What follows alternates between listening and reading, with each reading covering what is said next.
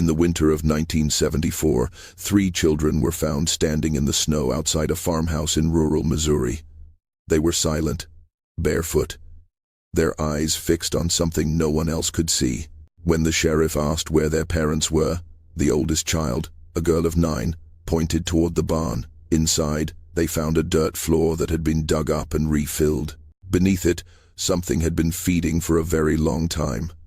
The Branson family had lived on that property for 4 generations. By the time authorities arrived, only the children remained.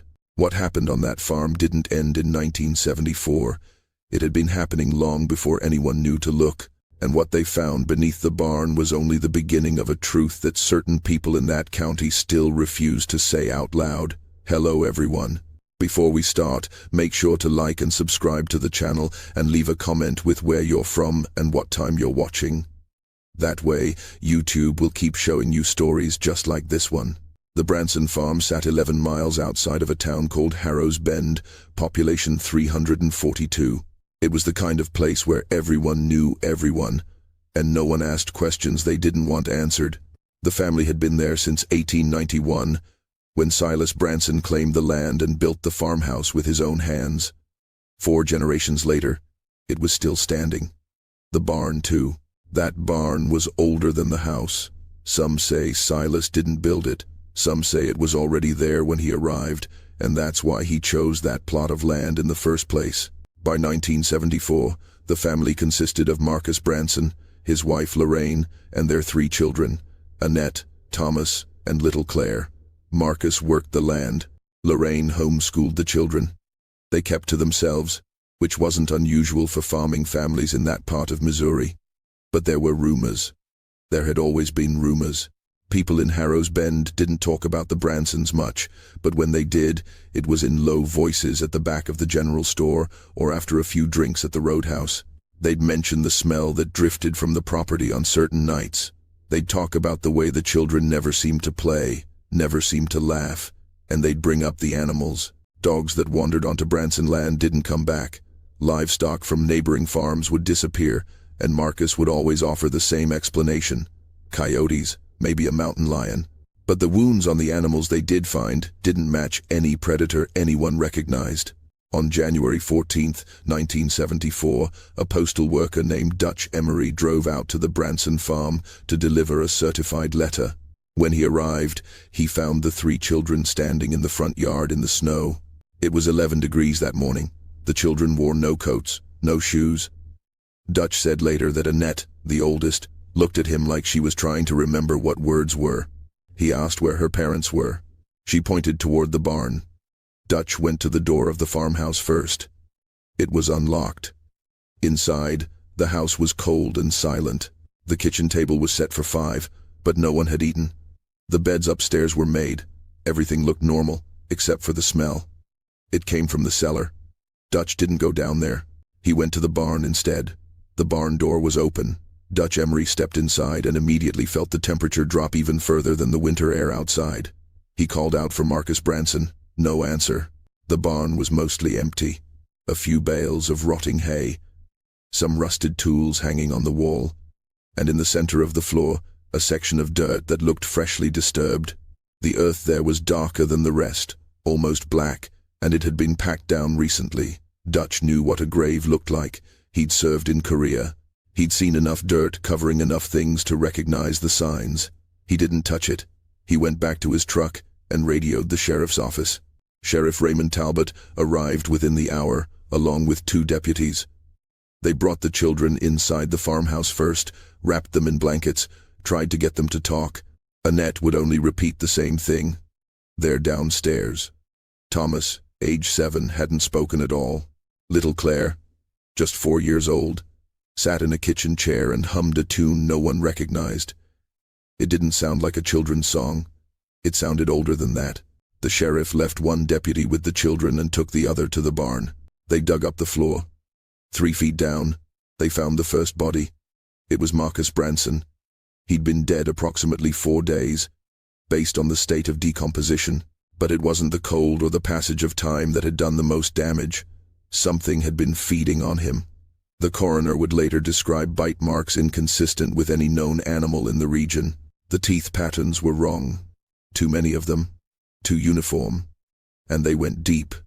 Down to the bone in some places, as if whatever did this had been trying to get inside him rather than simply consume flesh. 2 feet deeper, they found Lorraine Branson. She'd been dead longer, perhaps a week, the same feeding pattern, the same inexplicable wounds. But there was something else.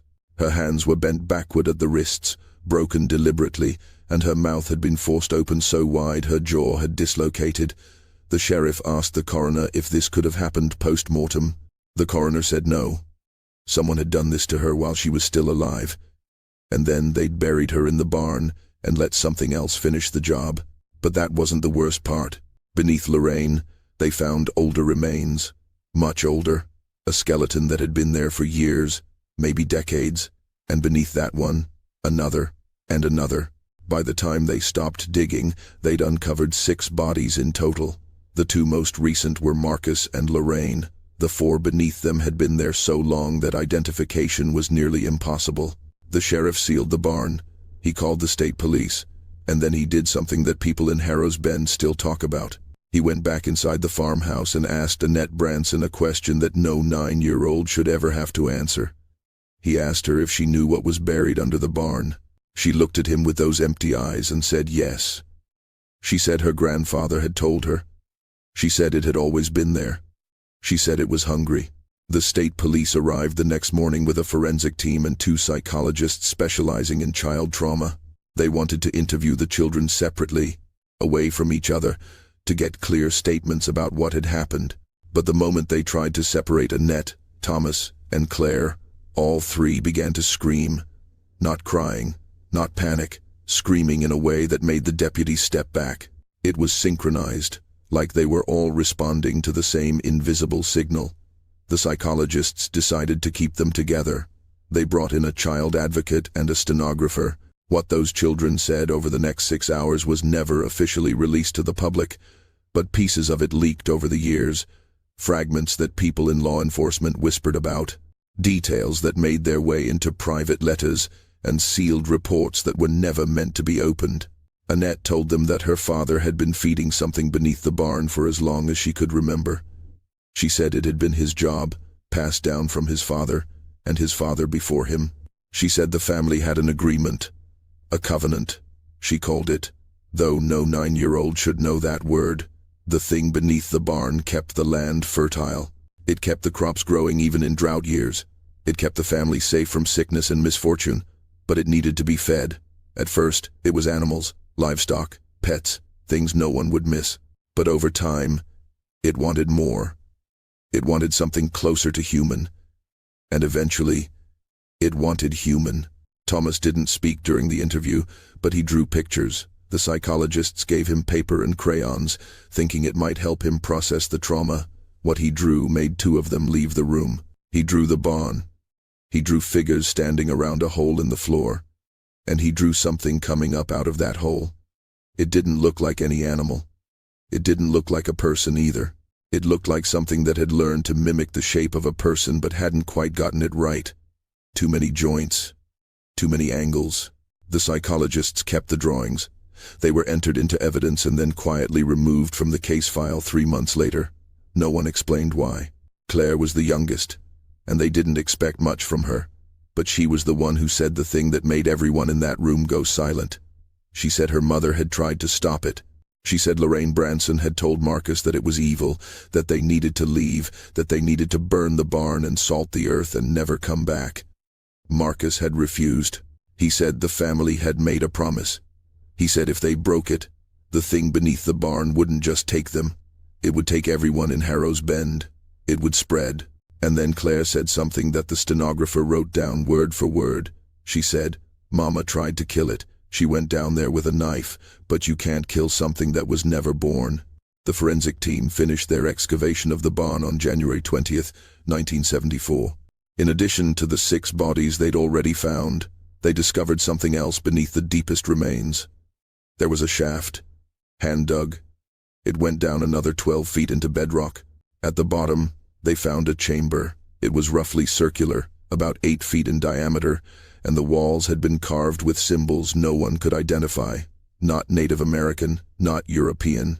Nothing that matched any known language or religious iconography. The chamber was empty, but the walls were wet. Not with water, with something thicker, something that smelled like copper and rot, and something else underneath that no one could name. One of the forensic investigators took a sample. The lab results came back inconclusive. The substance contained organic compounds, but they didn't match any known biological material. It was as if it was organic, but not from anything that had ever lived in a way science could recognize. The state police tried to trace the origins of the older bodies found beneath the barn. Dental records didn't exist for most people in rural Missouri before the 1950s, and 3 of the skeletons were older than that. But they did manage to identify one of them. His name was Samuel Corrigan. He'd been reported missing in 1947. He was a drifter, a veteran who'd been passing through Harrow's Bend, looking for work. The last person to see him alive was Marcus Branson's father, Ezra, who'd hired him to help repair a fence line.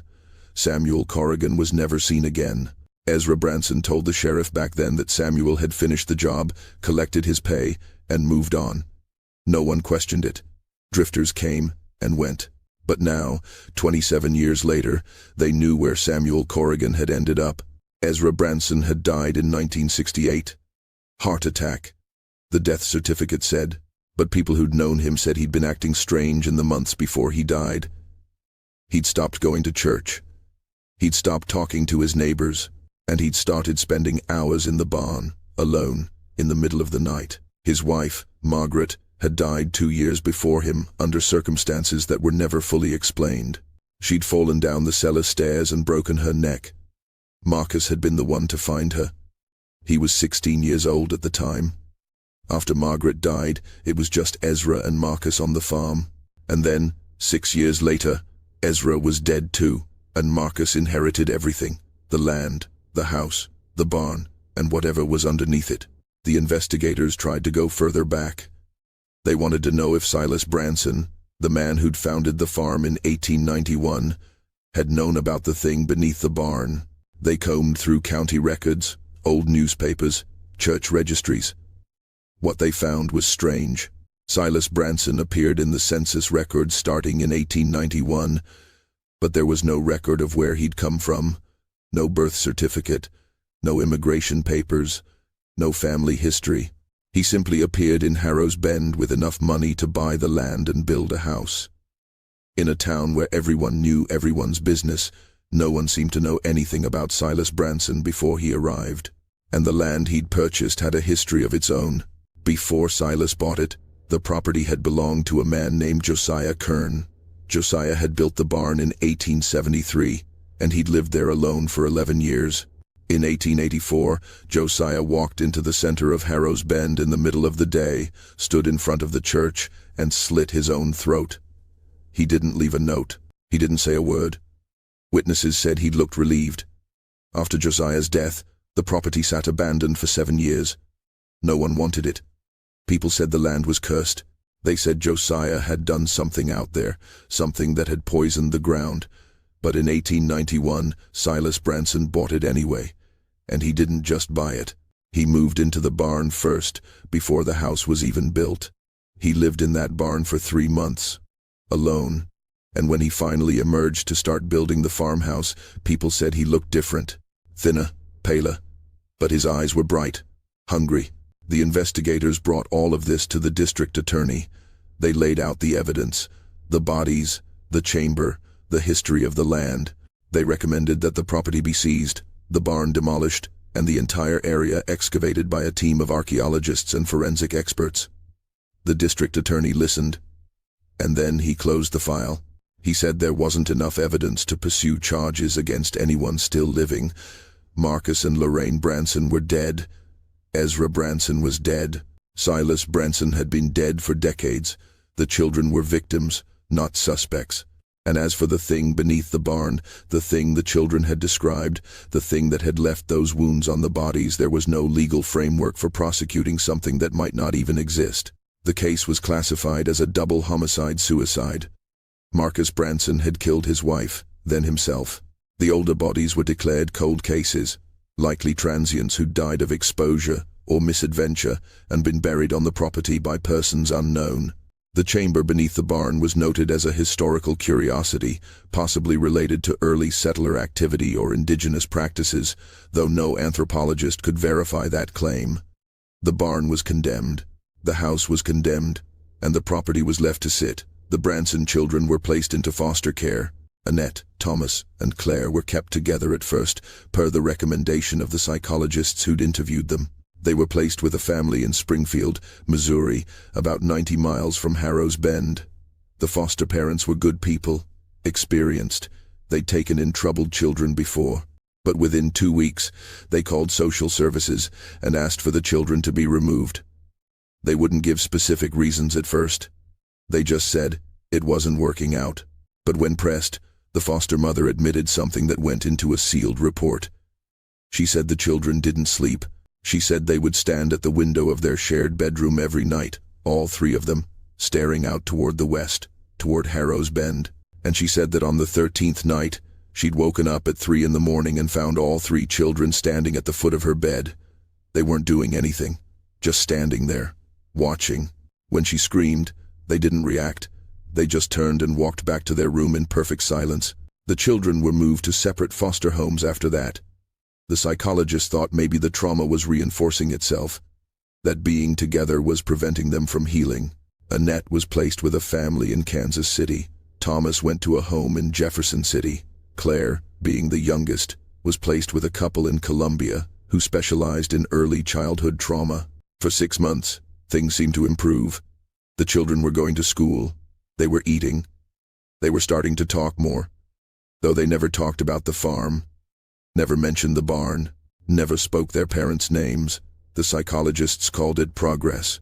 But then, on the night of July 19, 1974, all 3 children disappeared. Annette vanished from her bedroom on the 2nd floor of her foster home. The window was locked from the inside. The door was closed.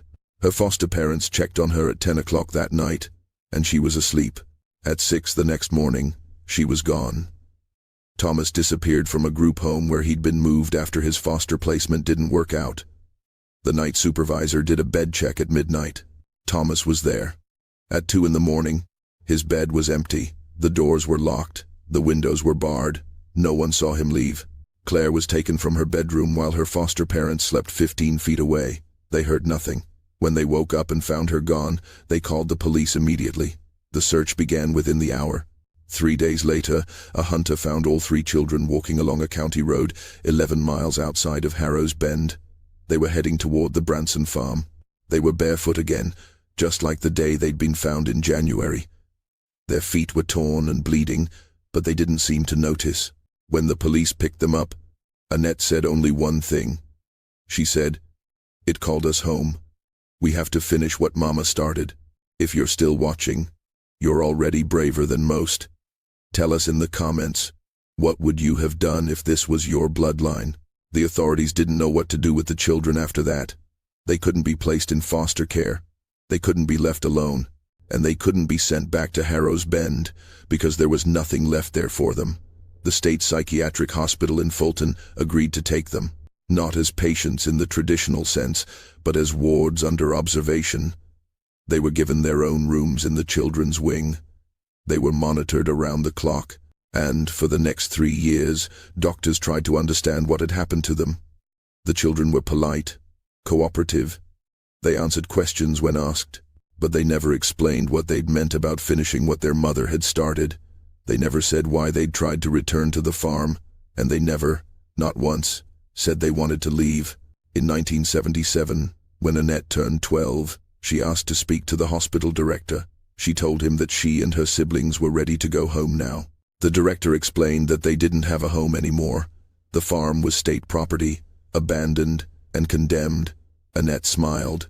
It was the first time anyone had seen her smile in 3 years. She said, "That's all right.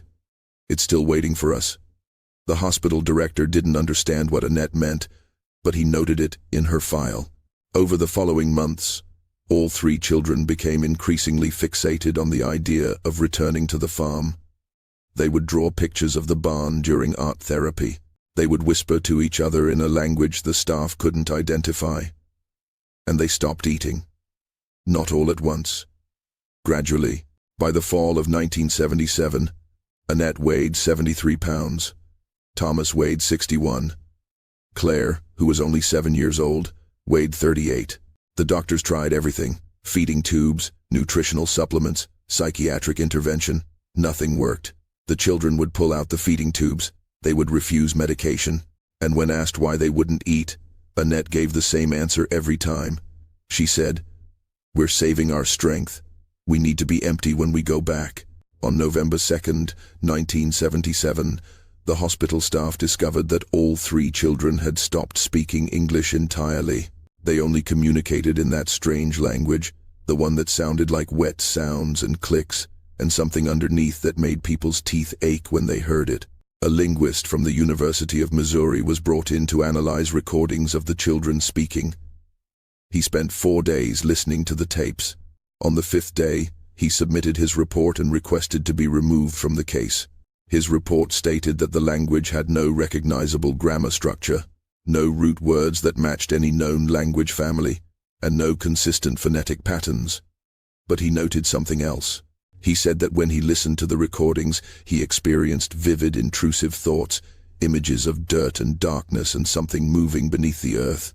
He said he began having dreams about a place he'd never been, a barn he'd never seen. And he said that on the 4th night, he'd woken up with his hands covered in soil, even though he'd gone to bed with clean hands and his bedroom window had been closed. The hospital director made a decision. He contacted the state attorney general's office and requested that the Branson property be excavated and sealed permanently. He argued that something on that land was exerting a psychological influence on the children, and that as long as the property remained intact, the children would never recover. The Attorney General's office reviewed the request. They sent an inspector to the farm. The inspector spent 3 hours on the property. He filed his report the next day. It stated that the barn had collapsed during a storm earlier that year, and that the property showed no signs of recent disturbance. He recommended that the land be sold at auction and the proceeds placed in a trust for the Branson children. The request for further excavation was denied. 2 weeks later, on the morning of November 18, 1977, the staff at Fulton State Hospital discovered that Annette, Thomas, and Claire Branson were gone. Their rooms were empty. The doors had been locked from the outside. The windows were sealed. Security footage showed nothing. One moment the children were in their beds. The next moment, the beds were empty. It was as if they had simply ceased to exist in one place and begun existing in another. A statewide search was launched. Roadblocks were set up. Helicopters were deployed. Every law enforcement agency in Missouri was put on alert. For 3 days, there was no sign of them. On November 21st, a truck driver passing through Harrow's Bend called the Highway Patrol. He said he'd seen 3 children standing in a field off Route 47. He said they were facing an old collapsed barn. He said they weren't moving, just standing there, and something about it made him feel sick to his stomach. The Highway Patrol arrived within 20 minutes. They found the Branson children standing exactly where the truck driver had described. They were facing the ruins of the barn. Their feet were buried in the soil up to their ankles. When the officers approached, the children turned to look at them in perfect unison. Annette spoke. Her voice was different now, older, deeper. She said, "We're home. We've come to finish it." And then, before anyone could stop them, all 3 children dropped to their knees and began digging into the earth with their bare hands. The officers pulled the children away from the ground, but not before they dug nearly 2 feet down into the frozen earth. Their hands were shredded, fingernails torn away, bones visible through the torn skin. But the children didn't scream. They didn't cry. They just kept reaching toward the hole they'd started, clawing at the air, trying to dig deeper.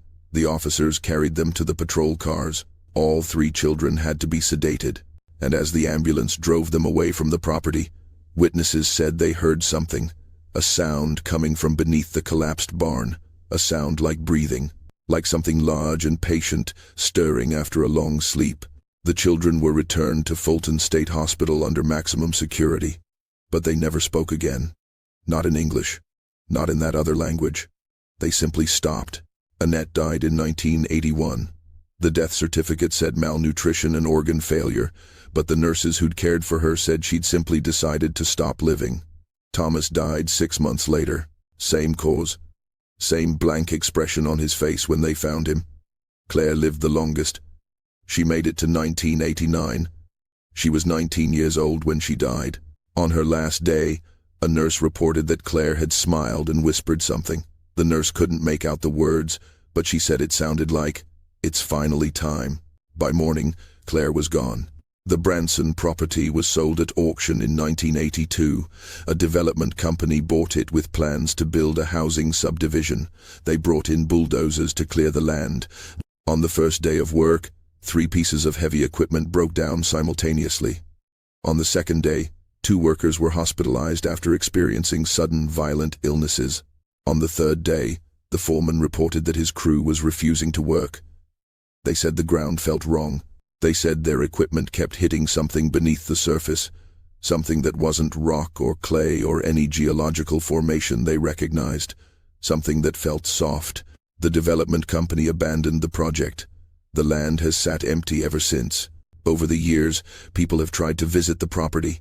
Curiosity seekers, paranormal investigators, journalists. Most of them don't stay long. They report feeling watched.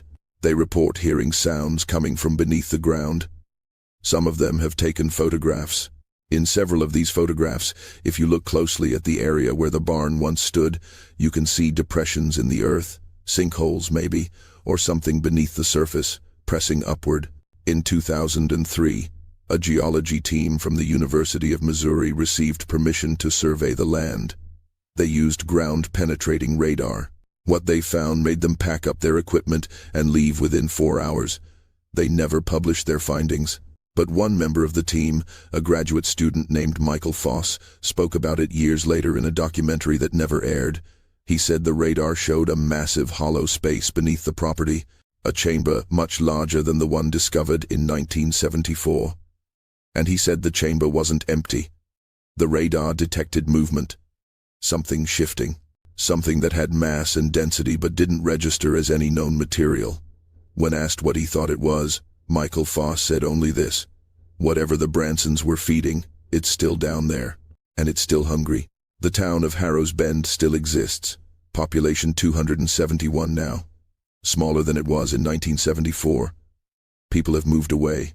The ones who remain don't talk about the Branson farm. If you ask them about it, they'll change the subject. They'll tell you they don't remember. They'll say it was all exaggerated, just tragedy and superstition mixed together. But on certain nights, when the wind comes from the west, people in Harrow's Bend close their windows. They lock their doors. And they tell their children to stay inside, even though they won't say why. Because some stories don't end just because the people in them are dead. Some stories keep going, buried in the dark, waiting for someone to remember, waiting for someone to come back and finish what was started. The Branson children tried to finish it.